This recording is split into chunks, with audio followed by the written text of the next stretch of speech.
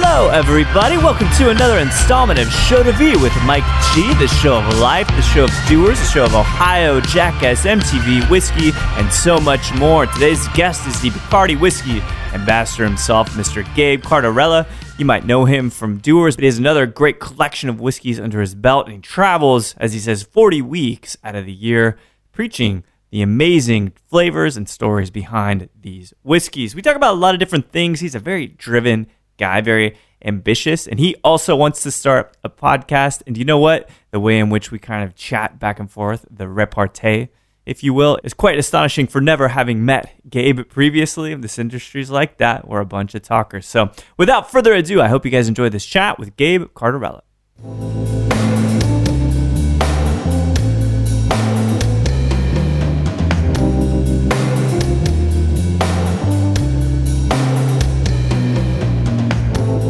One of the beautiful things about traveling is you get the opportunity to taste amazing food and what people can do with certain things like truffle, etc. And same thing, you have the opportunity to taste amazing cocktails and see what people can do with those. Right. You know, for me, it's become so experienced that I really just like to see what people are capable of, say with the whiskeys that I represent or with whiskey in general. Most of the time, if you come over to my place, I'm making you an old-fashioned. Yeah, something simple, way. right? Yeah, simple. Most of it tastes mostly like the booze within. Absolutely. You know, without a ton of other stuff. Well, speaking of having these experiences, and you basically over time get to accumulate great experiences. You have many whiskeys you get to try, probably stuff that a lot of people don't get to try. You go into Scotland a lot, right? So I think people call me pretentious. Now, not a lot, but every now and again. And I kind of think of it as, well, it's not that. I'm not being a dick on purpose. I've had a lot of experiences at this point, and it becomes pretty clear what you like, right? How do you feel about that as you've had great experiences, how that whittles down your perspective? I've been called a dick a lot. No, I don't know. I think there's some amazing opportunities that you have when you do what we do, right? Yeah. Like you kind of become this fromers for your friends. I mean, you kind of become fromers / Carmen Sandiego. You know? Oh, yeah. My mom will always think that I just drink for a living and travel the world. Right. My friends kind of lean on me for like, hey, I'm going to Chicago or I'm going to Austin. Who can I talk to? Yeah. What can I do? And it's like, bam, bam, bam, go here, talk to this person, go drink here, go eat here, have this, make sure you do this. So that's kind of the fun part that folks, I think, tend to lean on for. And then you have the whole whiskey side of the kind of expert side of that world. And the funny thing is when I first started, I'm 35 now, I started with Dewars at 28. Damn, dude. And it was almost a struggle to get hired. Yeah. Like, you're 28, you're a kid. How do you expect to go to these trade shows where you have these big whiskey aficionados and sound and have you be believable in a sense? And I was like, give me the opportunity. You know what I mean? And all I did was homework. You know, fly me to Scotland, let me just study under a master blender and really learn everything I can. And that was really kind of the first fun part, or my kind of route to being pretentious, maybe you could say. But it really kind of it really comes into form for us when we're 28. Like, what do I have to do to become the most pretentious man? So it really kind of that was the goal, was to learn everything I could and really dive into it. Now today, it really feeds kind of a lot of my passions. You know what I mean? It's meeting new people, it's traveling the world, and kind of developing a coffee table book that somebody's going to want to read at the end of my life, more or less. You know, I think that's a really good point. But my dad and I, for a long time, like, he wasn't drinking, right? Not because he had a problem with it, he just wasn't particularly interested in it. And we finally now have these conversations. I can count on one hand how many times we've had these, that we're really bonding over a scotch or a glass of wine, right? But the question is, like, I asked him, I said, well, it's kind of becoming the end of the road for you. And what do you want people to remember you by? He's like, I just want people to like want to hang out with me and say he was a good dude. So I mean, if you think that's well said. Isn't that it? Mm-hmm. Because ultimately, talk about a coffee table book, talk about experiencing everything you can in the world. You just want to be a good guy, right? Yeah, it's funny because I always think about my nephew when I think about like what's the story that I'm going to want to tell? And is it going to be a book that my nephew is going to want to sit around with his buddies and be like, hey, check out how cool my uncle was. Right, Like to me, those are the things that I think about when I do the things that I do and why I do them. And it's like, all right, travel can be arduous, but look, it's a page in your book. You know what I mean? And just go for it. Because are people going to want to read on, more or less, but fill it with good content. Totally. Yeah. And it's one experience at a time, yeah? Exactly. I mean, that's what it's all about. I mean, we've been here in Austin all weekend and riding bikes, walking everywhere, chatting with people. Everybody here is so damn friendly. It's insane. Like, I was just at this, I have this like affinity for everything pistachio flavor. Okay. and we were walking down Rainy Street, and I was like, oh my God, lavender pistachio donuts. And she's my gosh. Like, whatever, we're fine. We've had tons of donuts already this weekend. You know what I mean? And this guy overheard me, and so we're walking down the street. This guy runs up. He's like, here, I've got you one. I'm like, what the this is amazing. Really? Like, I wanted to hug the guy. You know what I mean? And it was a delicious donut, say Liz. But it's those opportunities to meet and be surprised by like how friendly people can be and how cool people are. It's just kind of what makes it really fun. Here's a little bit of expansion on that kind of concept, that question. Given that you were downtown in the midst of what is, in Texas history, I just found out this morning, was the largest gathering ever in Texas history, the Women's March on Saturday. Is that right? Yeah. Or it was Friday. One of those marches, there's two. There was one on Friday and then one on Saturday. But so the fact that people are so open in Austin and they're so really ready to accept each other, when you're traveling around this much and kind of the narrative has changed and it feels like the dynamic of people has changed a bit and being more exclusive instead of inclusive, do you notice that? You're traveling all around the States. Have you noticed kind of like a real palpable shift in how people are treating each other? Sure. Yes, of course. I think we all kind of feel that, and it is palpable at the same time. But also what's great about kind of our industry is that our job is the escape. Yeah. I think that there's the opportunity to kind of leave kind of that world behind when talking to somebody about whiskey or experiencing something relaxing. I mean, whiskey's kind of all about that stuff. Yeah. Oftentimes people do kind of use whiskey for other reasons, to heal pain, et cetera, things like that. But, the way that I approach the whiskeys is really like, it's an opportunity to kind of nurture great conversation and meeting folks. So I don't feel excluded, especially when I introduce myself at a whiskey tasting and folks are there to kind of just leave everything else, learn a little about whiskey. And the way that I approach it is not a class, more or less. It's like the way that I do it is a conversation. You'll never see me do it with a PowerPoint.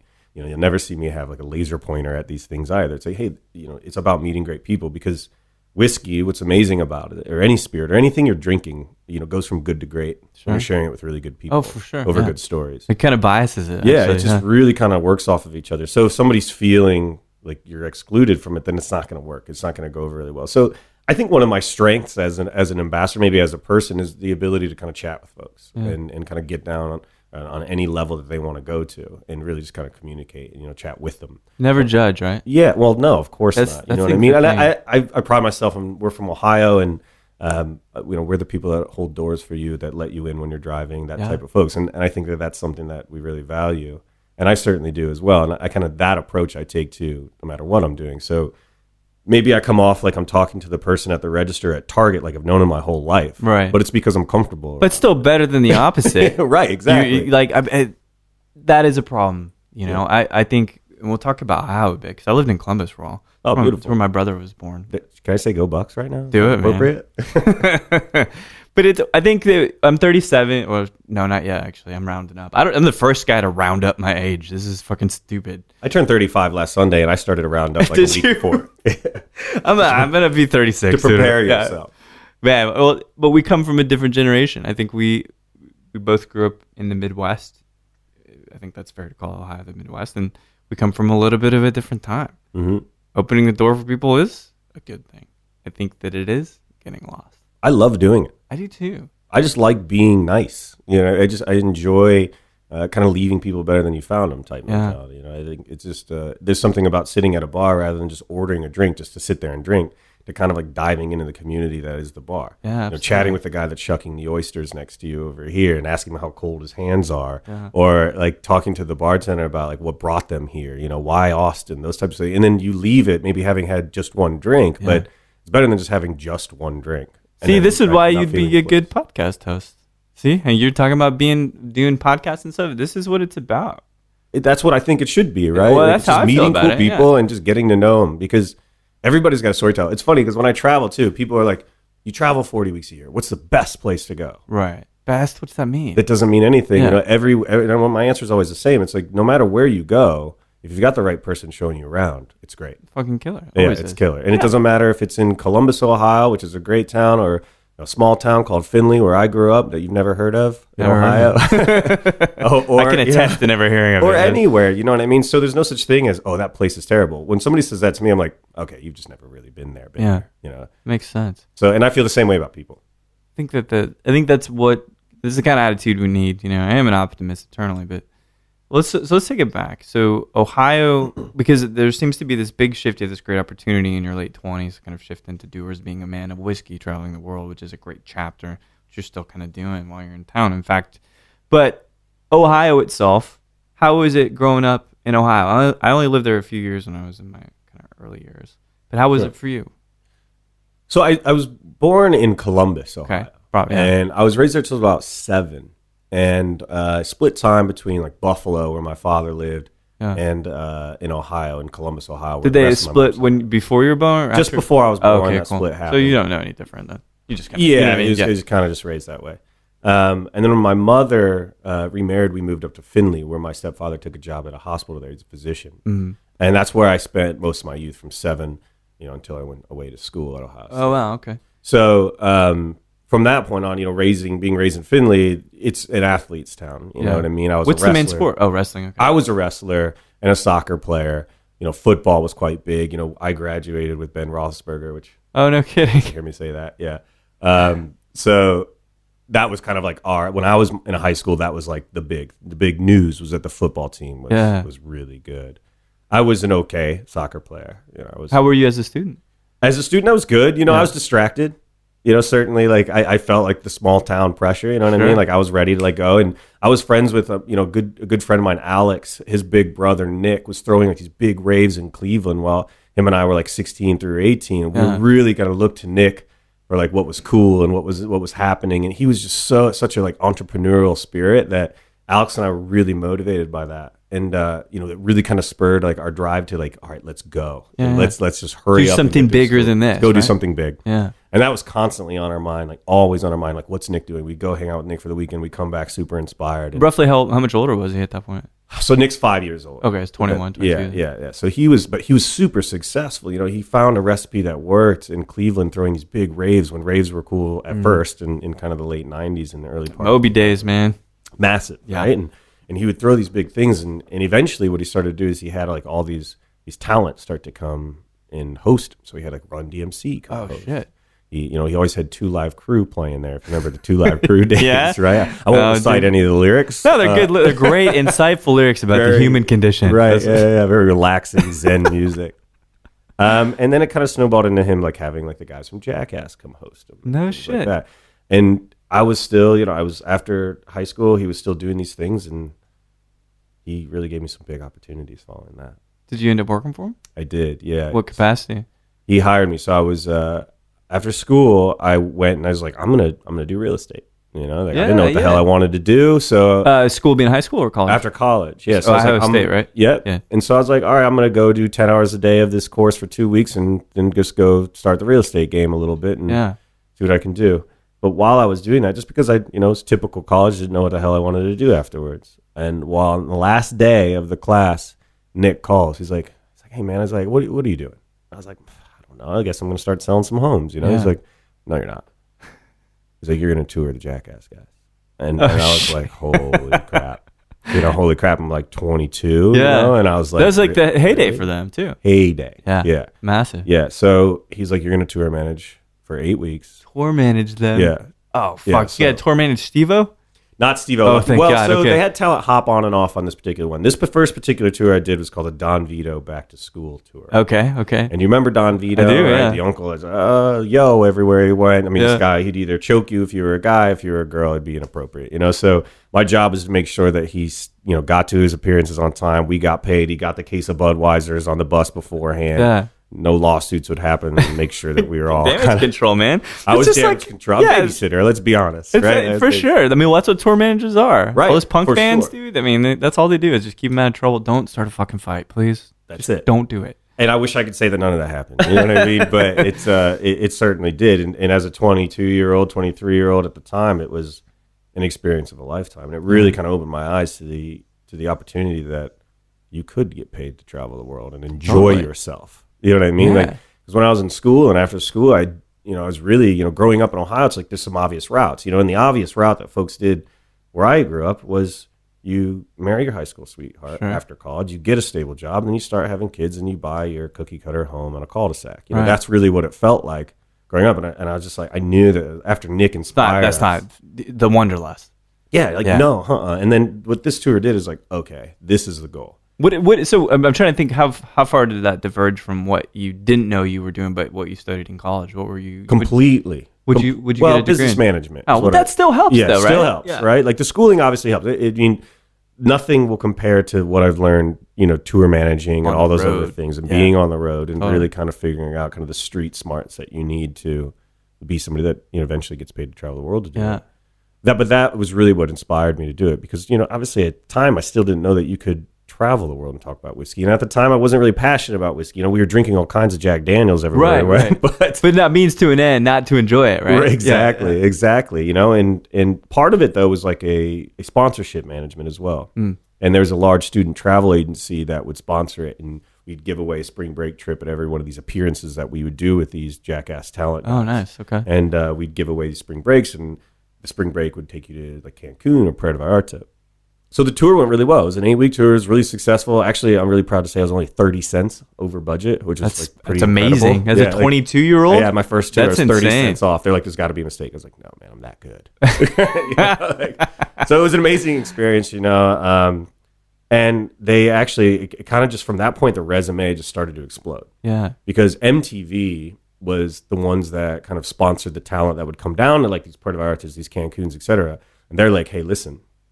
Basically, what they're trying to tell me is like, hey, we're terrified of the Jackass guys. Yeah. Will you please come live in Puerto Vallarta and just take care of them? Oh, jeez. So they moved me to Puerto Vallarta, and I lived in Mexico, and I would just be like the on-site talent manager. How long were you out there? MTV. It was about 6 months. Damn. I was there. And you made it out alive, seemingly.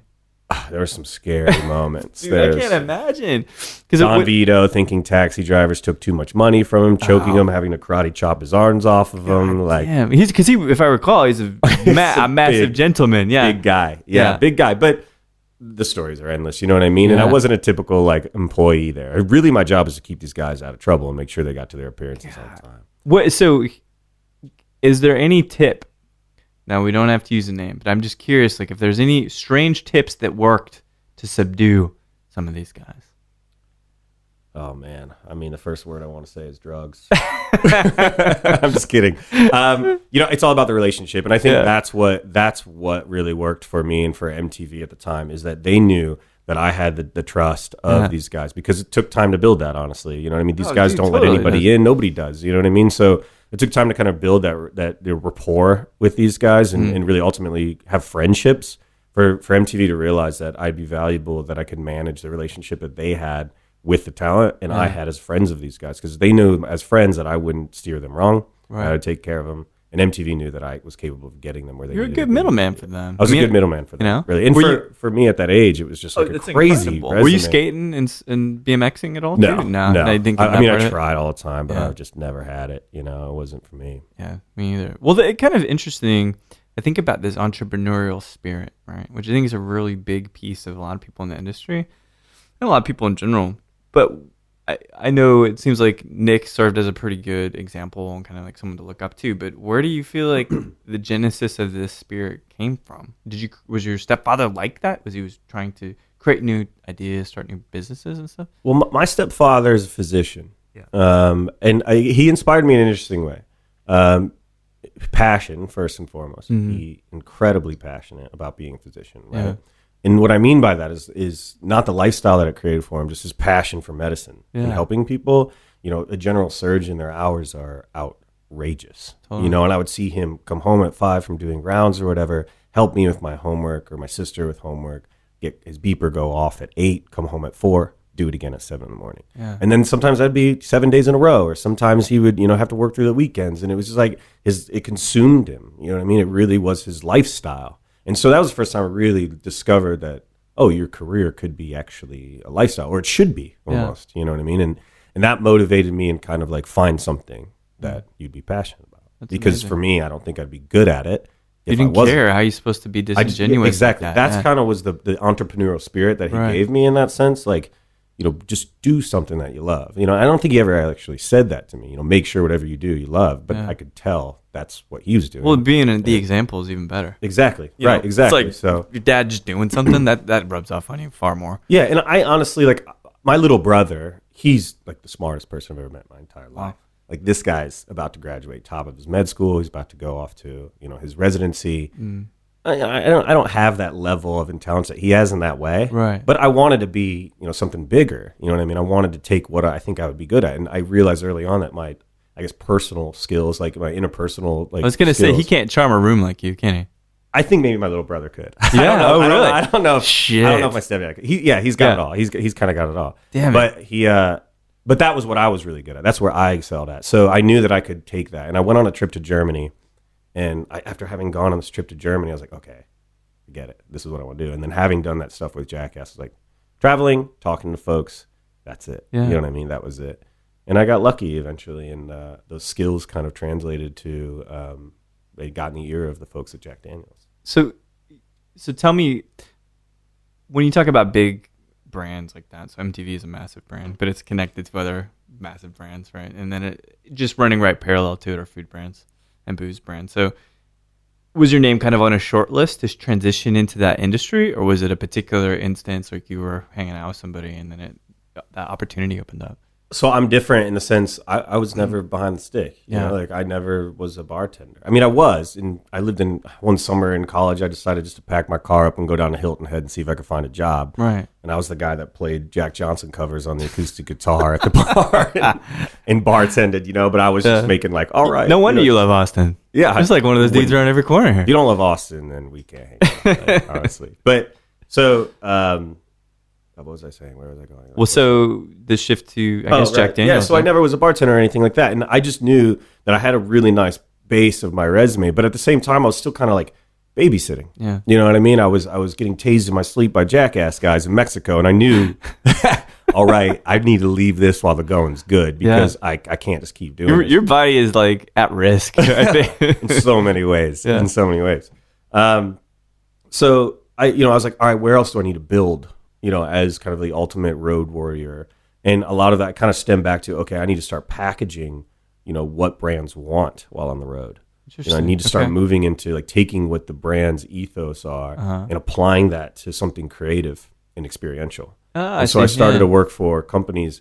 Actually, one of the first companies I worked for was Smucker's Peanut Butter and Jelly, which is such a random switch. But having it in one jar, that thing's amazing. Dude, those Uncrustable sandwiches. It's insane. I like OD'd on those things. You think that innovation doesn't exist, and then you see things like that. Unbelievable. Tastes just like mom. It does. That's amazing.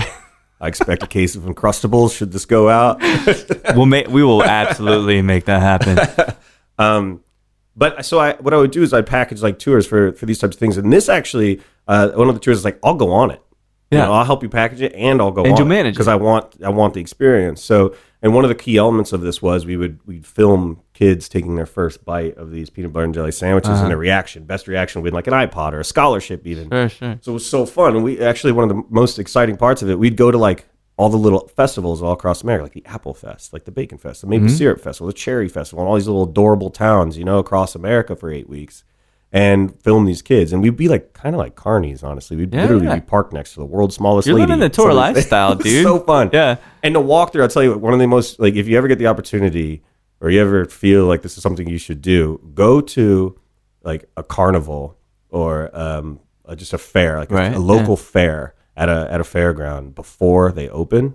It's one of the most interesting experiences you'll ever have. Walking through, listening to the guys, start their best, heckle, practicing their heckling on you as you're walking by, and just talk to one of them for 10 minutes, and you'll hear an incredible story. That's amazing. That was a really amazing experience, and it was just really as a means to kind of evolve what I do professionally. And I knew what I did professionally was, traveling and packaging. And this tour was incredibly successful. Man. And from that point on, it just snowballed to working with other brands, and eventually started doing that for a whiskey company. Because you're basically building a portfolio. Yeah. It's like, well, I can write a song in R&B, I can write a song. I can write a metal song. I can write a ska song. And so you're really building like this amazing. Fuck, dude. My first AOL name was Ska Stud. Oh, that's pretty good. Got Real Big Fish was like they're in town. I think this next couple weeks or something. Loved them. Don't get me started. Mighty Boss Jones right now. Oh, dude, the Boston. Yeah, yeah. Don't get me. Okay, I got punched at a couple of those shows, but still fun. Who didn't? Who didn't get punched? But it seems like a really amazing compilation of projects that make you like this perfect candidate for stuff. And I think a lot of people don't look at their careers that way. They think, well, I'll just take what comes to me instead of making each of the pieces happen. So Jack Daniels was your first foray into booze then?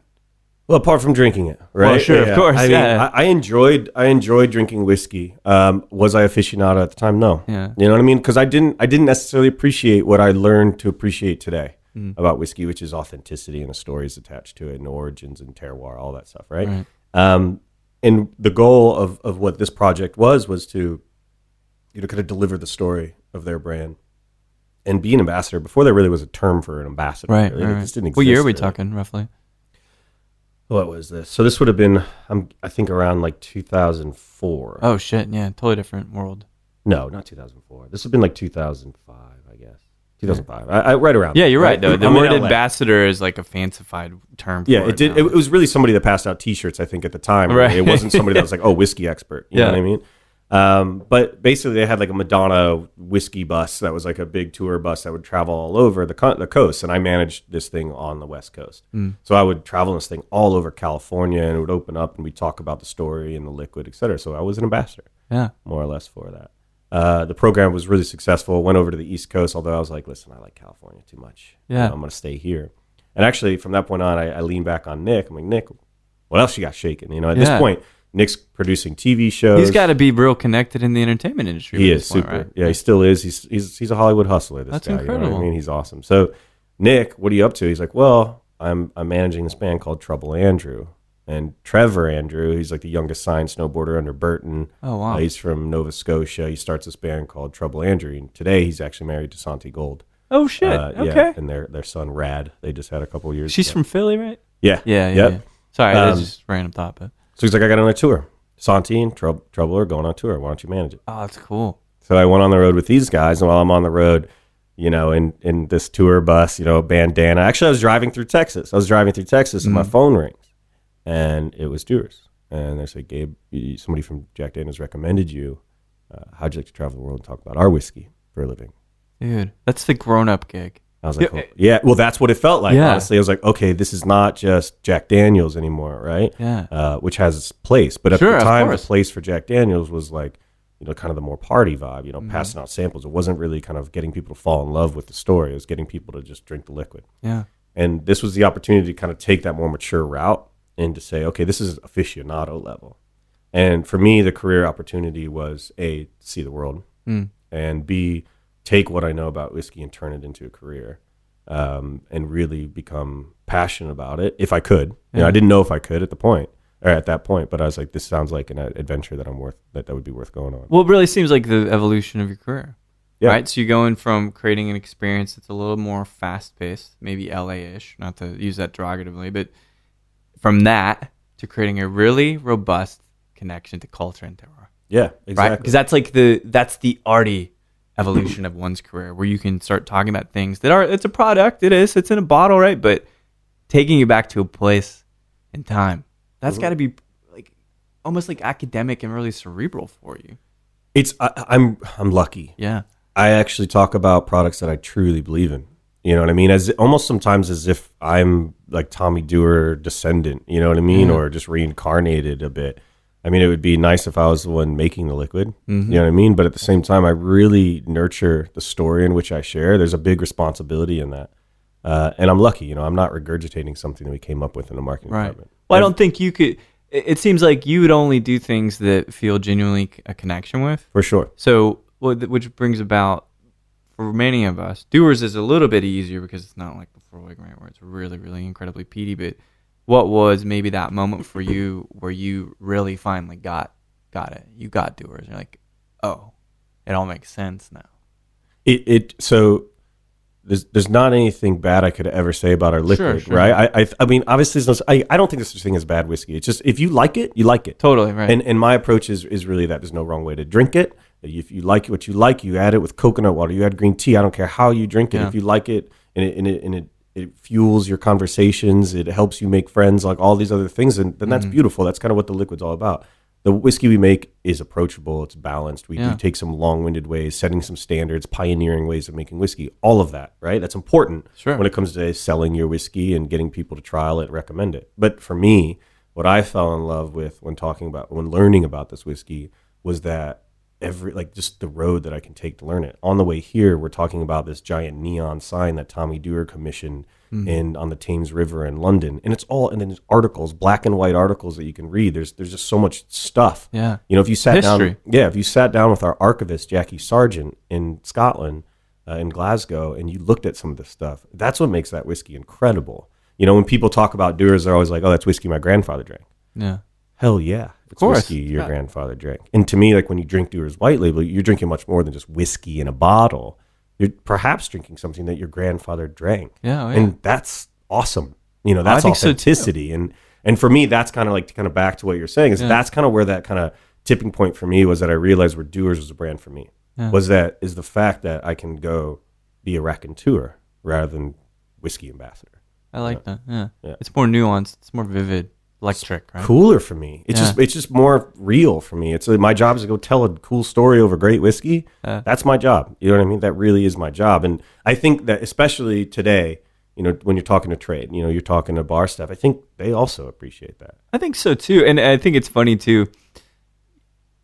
Once you get acclimated to Jackass dudes, your barrier and your ability to feel pain and challenge has to be heightened. So you have to have something that is more rich and more challenging and more vivid. Do you think that that's kind of, so let me put it this way. So you've got this blend of entrepreneurialism, which is already the insatiability to find the next thing that's going to make you feel like you're accomplishing something. Yeah. Then you got the extreme, and there's air quotes, nature of the Jackass guys. So you're living a very fast and very, very challenging lifestyle. So Dewar's has to be a big fucking thing. For sure. To take on. This feels good. This feels almost kind of like a therapy session. This feels pretty good to get this stuff off my chest. Well, I hope so, man. It's great to hear that. There's a lot of responsibility with Dewar's, obviously. I mean, Dewar's is an important brand. You know what I mean? You're talking about over 200 countries worldwide. You're talking about the most awarded whiskey in the world. It's an important brand to represent. So I love that challenge. You know what I mean? And we're constantly evolving. With a brand that big, you constantly have to evolve how you approach, who your target is, like all these things. And at the moment, we're actually really dialed in to what I love and its experiences. When we were talking about how do we share advocacy? How do we do that? And you had your first wave of ambassadorship or advocacy was really, years ago, was going into bars or, going into stores and let me train you on whiskey. Right. And it's we'll talk about rye whiskeys and we'll talk about all American whiskey. We'll talk about all Japanese, all Scotch, kind of a 100 level. Then it got to 200, 300 level. There's not many bartenders you talk to that don't know distillation pretty well. Amazing how much knowledge. Some more than me, I would probably admit, and I love learning everything I can about production and things like that. But the kind of light bulb moment for me was these bartenders are interesting folks. These folks like to do things outside of bartending. Yeah. Everybody likes a good story. Everybody likes experiences, life experiences, something memorable, pages in their book, as we were talking about. Yeah. Let's go give them pages in their book. So experience things with Dewar's. And one of the unique things that we did was we came up with Loch Dewar is what we call it. And it's really kind of our... Oh, Loch, like L-O-C-H? L-O-C-H. Yeah. Right, okay. yeah. So it was kind of let's take people outside of their element. What we did is we took 12 bartenders from New York and we went to the Finger Lakes just outside Ithaca. And let's just hang for a couple of days. Let's go hiking. Let's taste some whiskey. Let's sit by the fire. Let's play the guitar. Let's learn some skills. We had a chef come in, teach us how to make ravioli there. You know what I mean? We had in Chicago. We had a fishmonger come out and teach us how to clean fish, and then they cooked the fish, and we would hike, and there was archery throwing. So, but these experiences kind of ultimately what it led to is when they see a bottle next time on their back bar, it doesn't necessarily just remind them of the whiskey the way it tastes.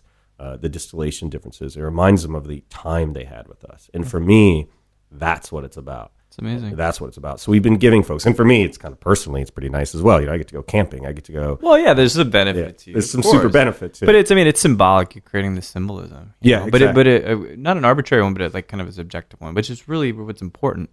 Because so here's an interesting thing when we talk about the brand piece.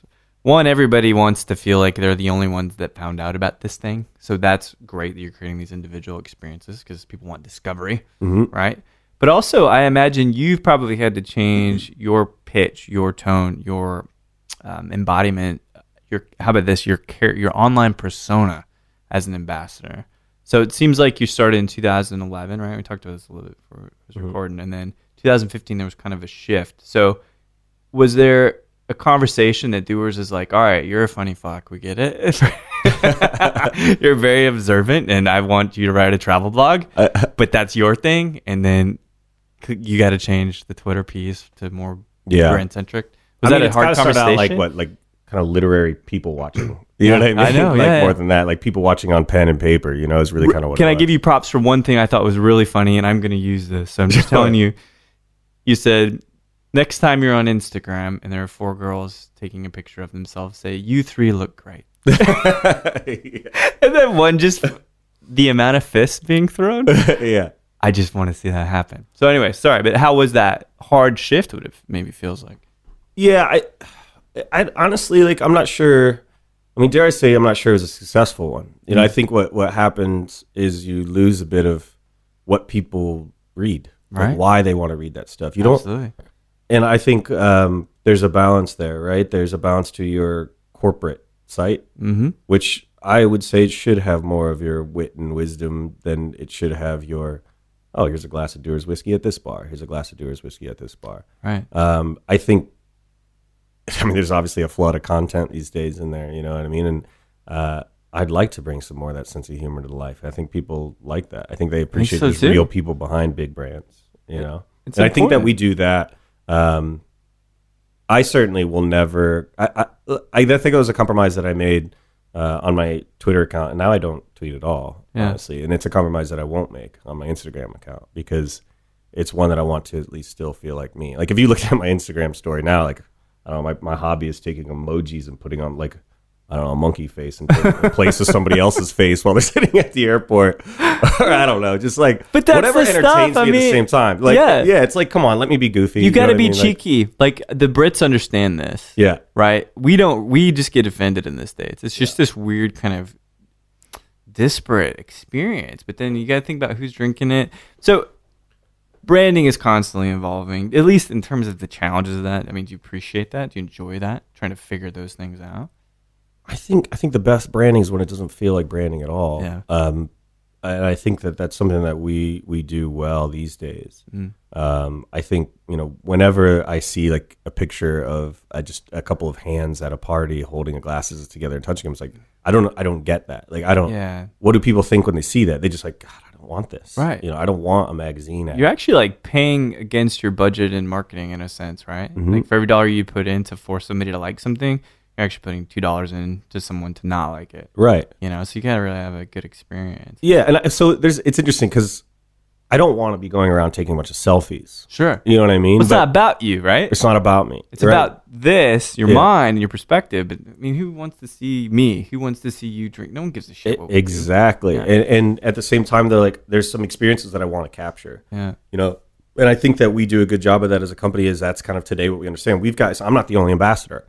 Right, we've got for Goose, we've got Julien, who's an incredible ambassador for Grey Goose. We've got Manny. If you've never met Manny Hinojosa, I haven't met Manny. This guy, Killer. You need to podcast this guy because he's incredible, man. Who represents our tequilas, cazadores, and then we've got our rum ambassadors, et cetera, our gin ambassadors. So and then we've got our portfolio team, which you've met, Dwayne. Yeah. Well, actually, I've not. I've been brushed by Dwayne. Well, you chatted with him on the phone a little bit, maybe, I'm guessing. So. No, but I will. I absolutely He's another one. So everybody I guess what I'm getting at is everybody in our ambassador team is an individual that is passionate in the spirits industry for their reasons. Good crew. they're all podcastable, if you will. They all have good content. Well, let me take a note here. Bacardi is podcastable. Yeah, there you go.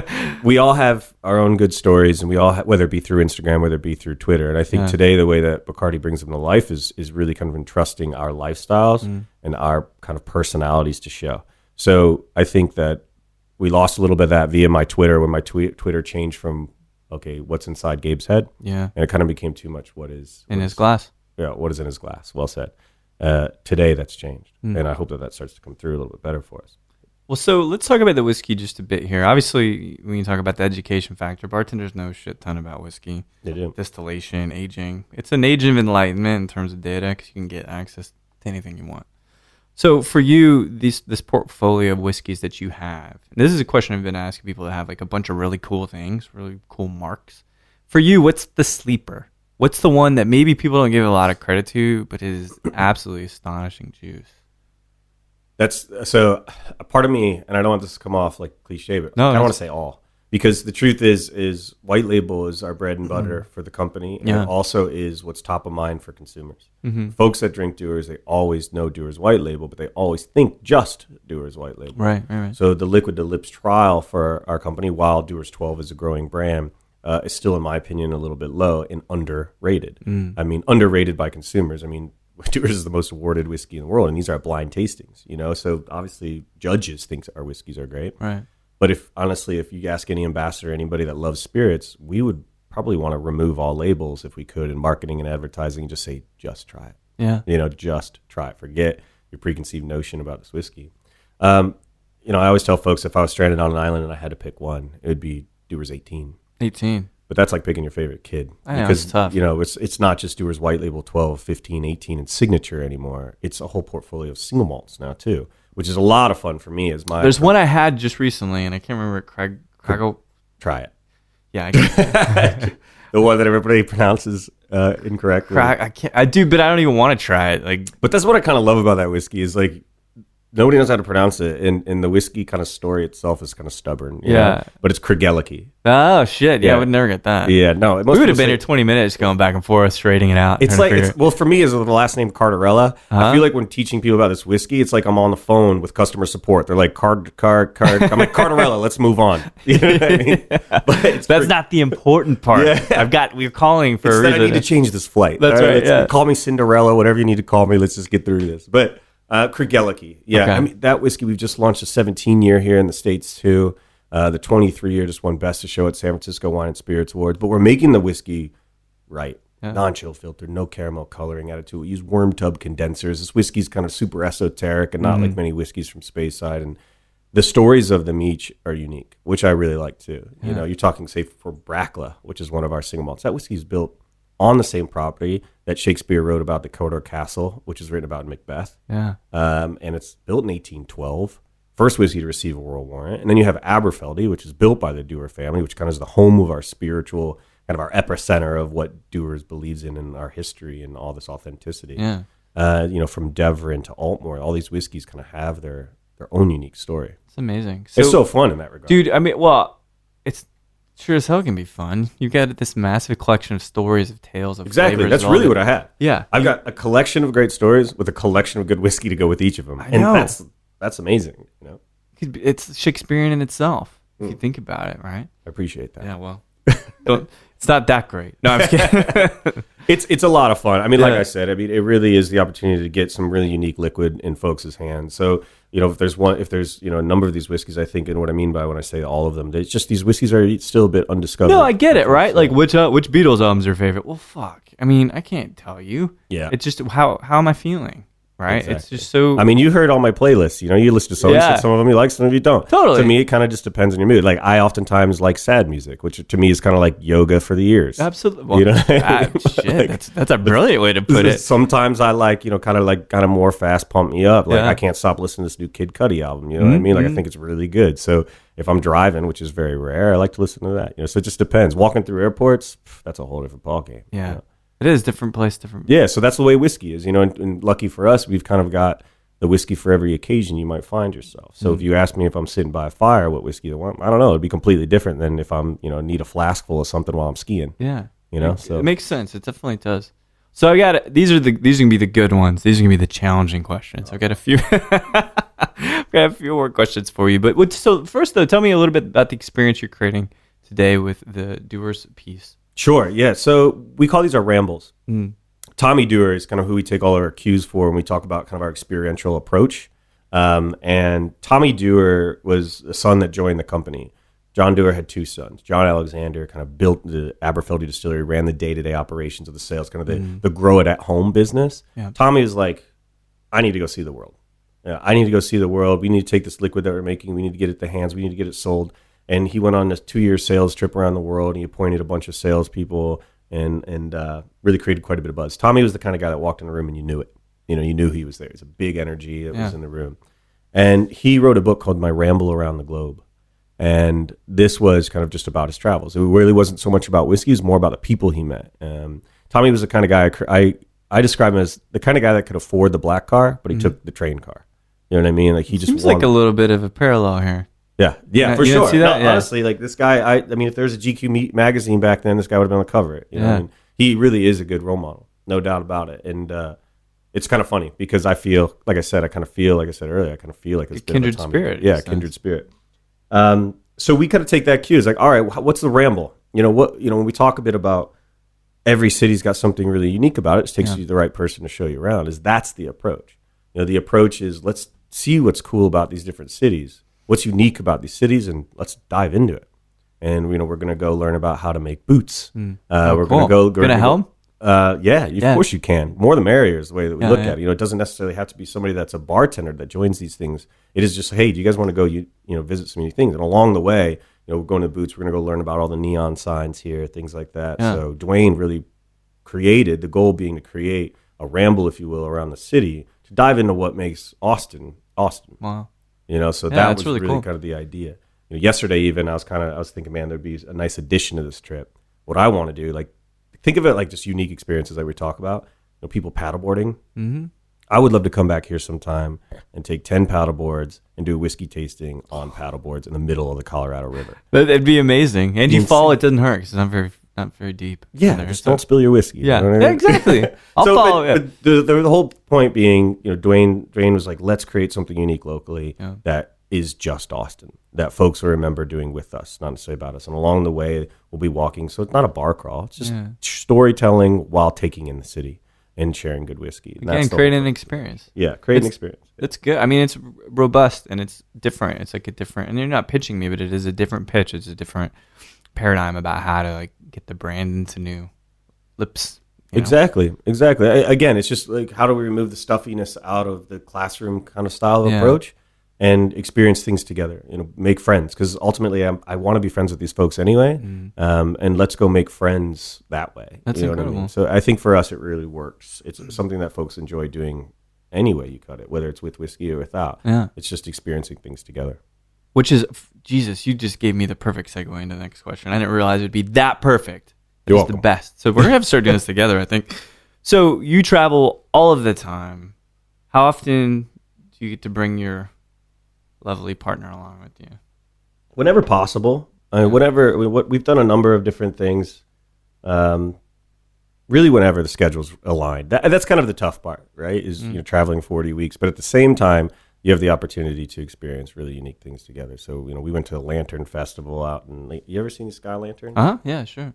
That was incendiary. That was pretty wild out in Vegas. So there's opportunity to do it when there's like, all right, I've got 3 days. And schedules align, we could pull it off, and this was one that really worked out well. Although we didn't really do a whole lot. But if you're gone so much, it's almost just like, or rather, like there's any given night in Austin, there's amazing things going on, right? But if I've only got to see my wife once a week, I just want to hang out and like spend time together, just being next to each other. So if you're traveling so much, does it help the closeness? Does it help the stability of the relationship? Jeez, these are tough questions. Is it?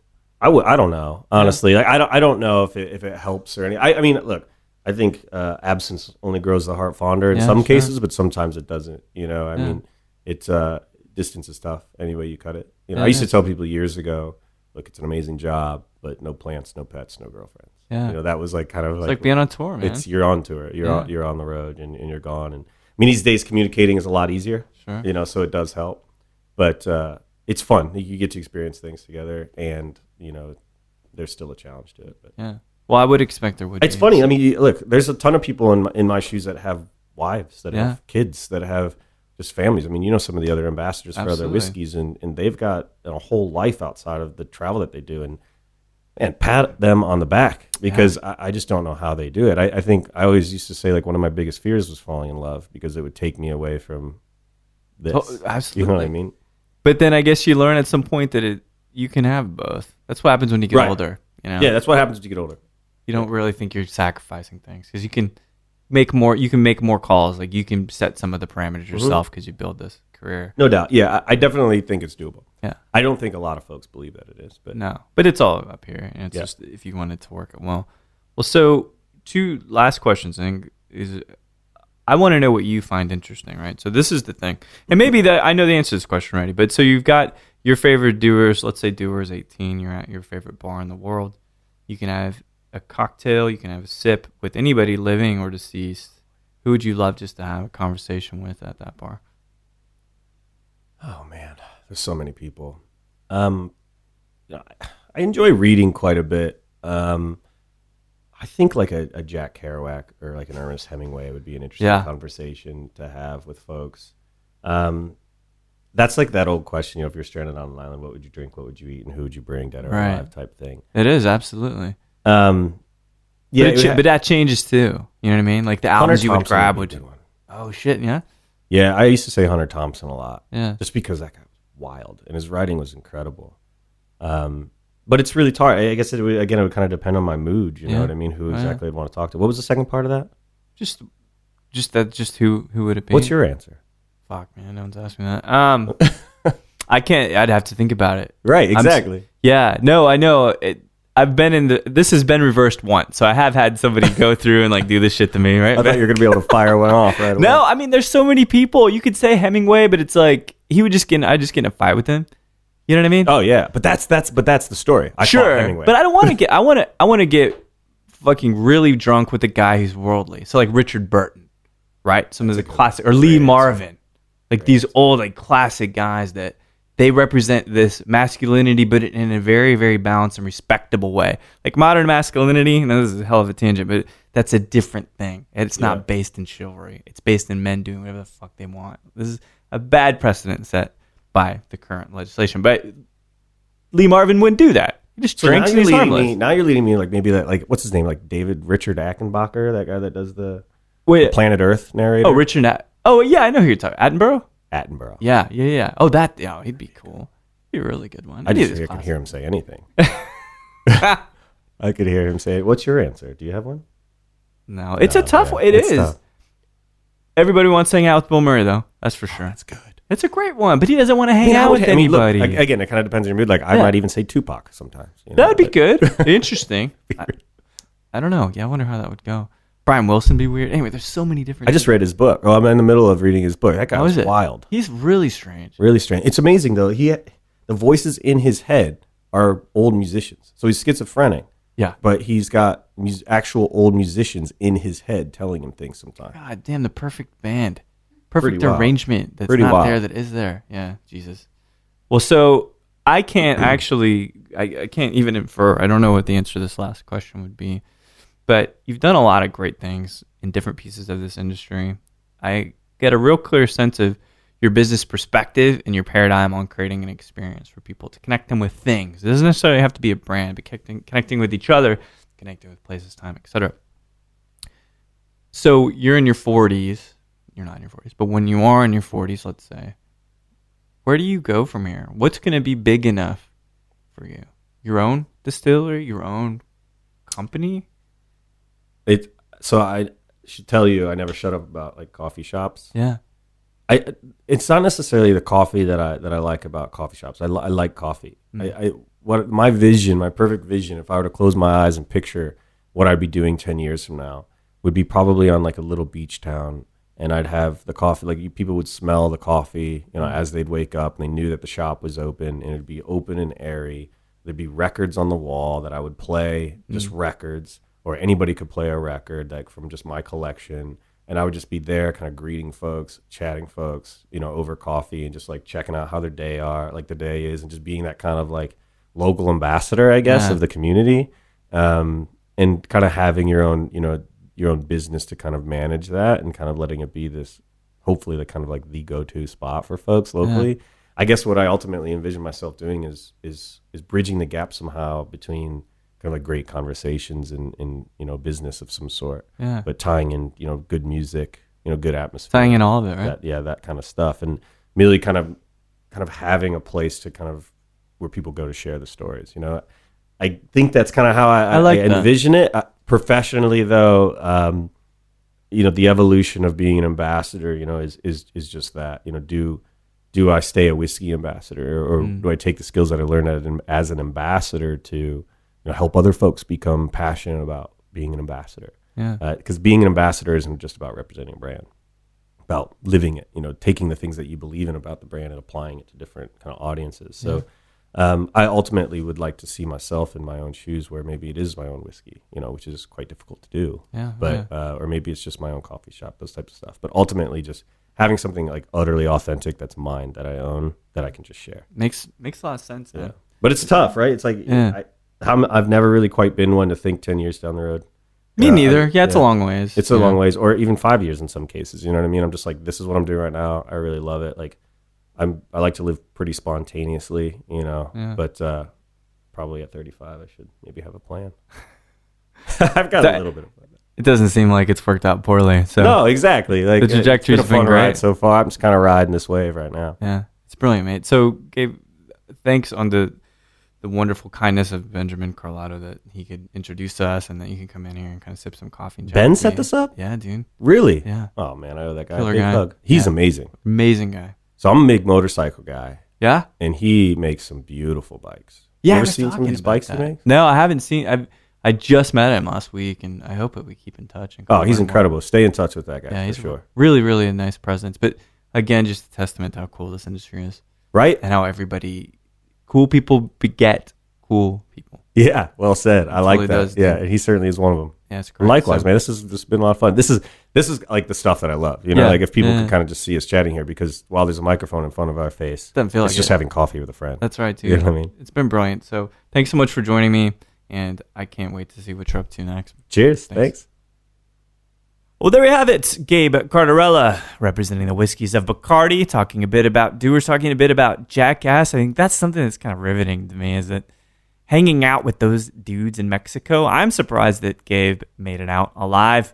Has a predilection towards being a tour manager, so it's not a huge surprise that he's touring the United States 40 weeks out of the year. I mean, it's an insane amount of time, and the guy is driven. It was really great getting to know him, and I thank this industry for being so hospitable and introducing me to these great people. So, Gabe, thanks so much for sitting down and chatting with me. So thanks everybody for listening to Show to V with Mike G. No matter how much you enjoy playing bass after having not played bass for a few months, or if you really think these musical interludes that are in this podcast are really worth a damn, please keep things